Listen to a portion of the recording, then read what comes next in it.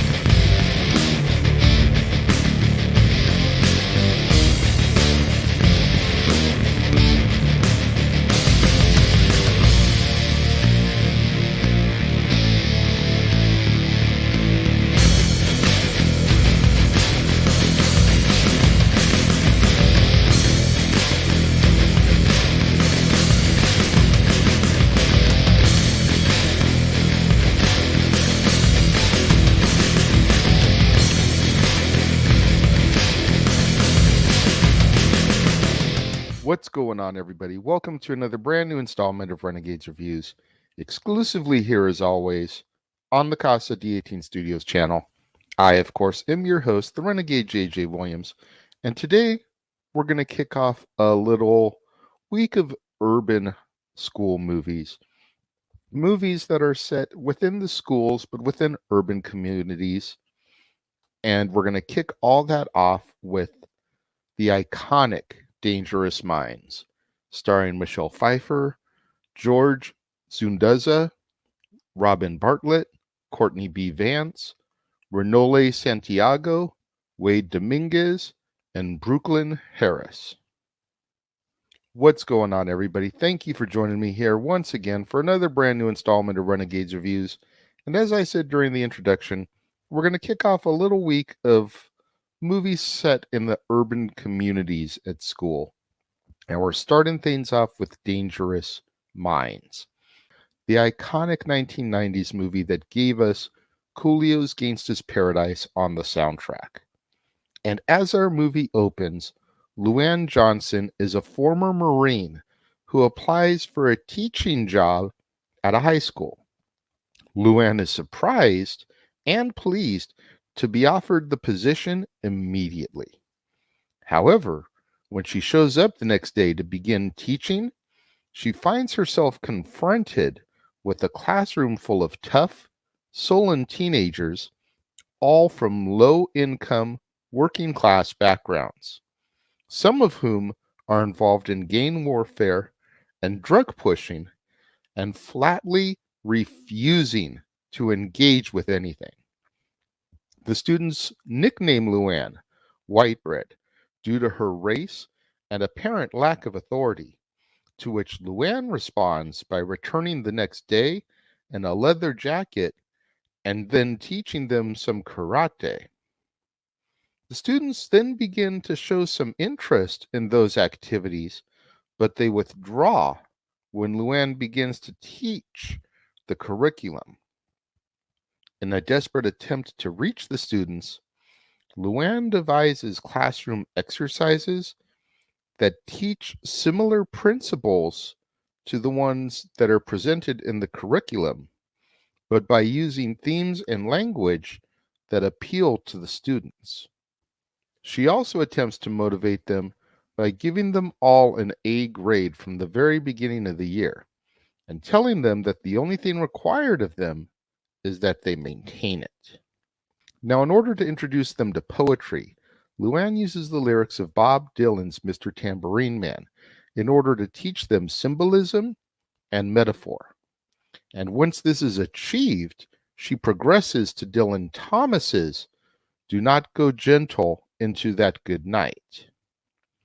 And Luann begins to reward the students liberally by using candy bars, incentives, and even a trip to a theme park. Now, unfortunately, her methods begin to draw the attention of the school authorities, George Grandy and Carla Nichols, who try to force her to remain within the designated curriculum.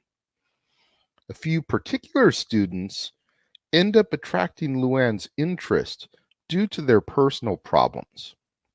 For example, Raul Sanchero is a young man who is frequently involved in gang warfare and street crime. Luann tries to encourage him to focus by paying a very special visit to his family in order to congratulate him on his work and taking him to dinner as a way to instill him with confidence and self-respect. However, Emilio Ramirez is her most troublesome personal project, as he believes strongly in a sense of personal honor that frequently prevents him from asking for help. When Luann discovers that Emilio's life is in danger because of a personal grudge held by a recently released thug, she advises him to seek help from Principal Grandy. The next day, Emilio tries to visit Grandy, but Grandy, not realizing that Emilio is in serious danger, instantly dismisses him because he neglected to knock on the door before entering his office. Feeling rejected as a result, Emilio leaves the school and is subsequently killed by his rival.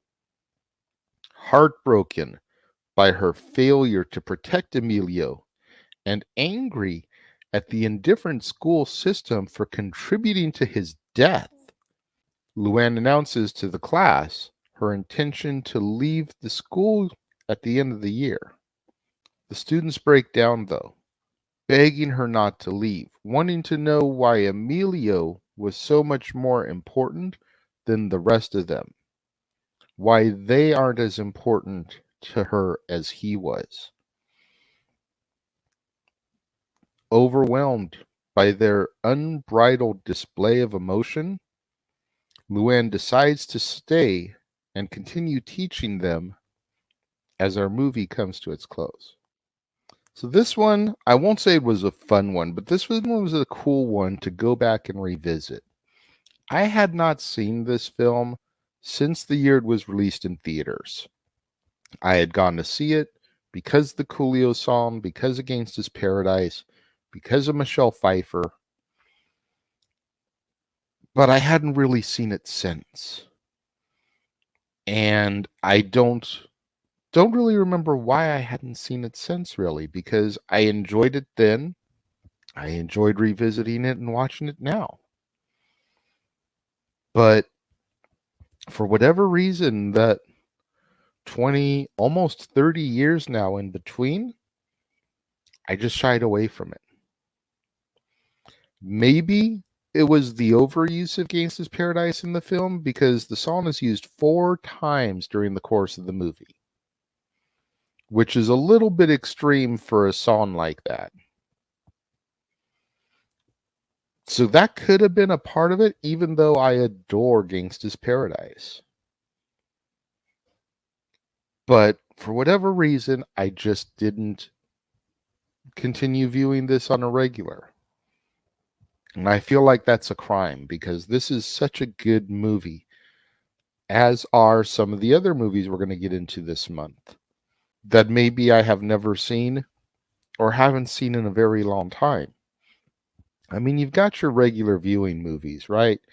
Mean Girls, Breakfast Club, Ferris Bueller. These are movies that I still watch on a somewhat regular basis, at least yearly, if not a little bit more than that.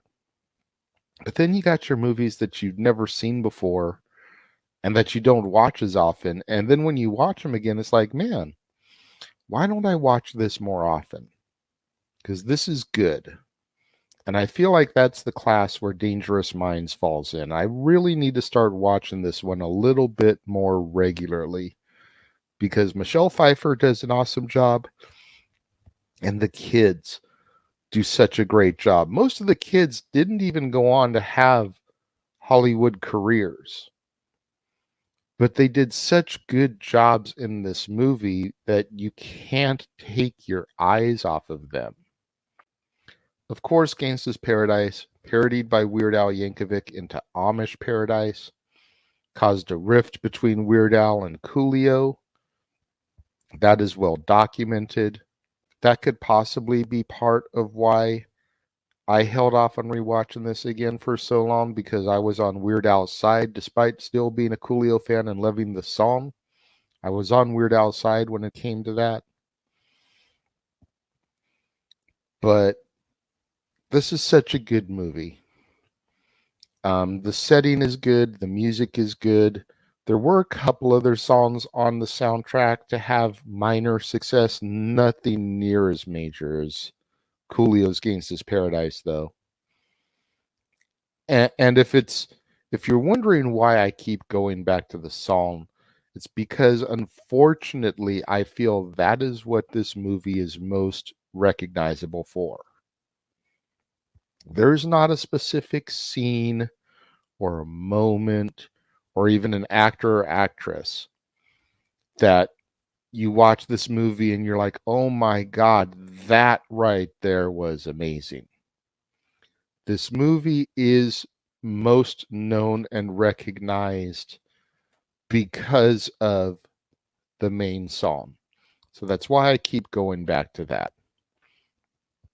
Brooklyn Harris, in particular, She plays one of the kids, Callie.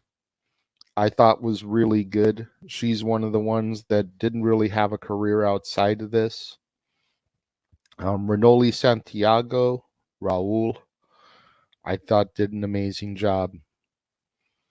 And then Michelle Pfeiffer, she was hot at the time. She had done Batman Returns a few years prior, and there were a couple other things that she did in between that and this. Unfortunately, they escape my mind currently, but you know, it was a great time to be a movie fan and for school movies because we were starting to get a little bit of a resurgence of those 80s school movies, those Brat Pack movies that we had back in the day.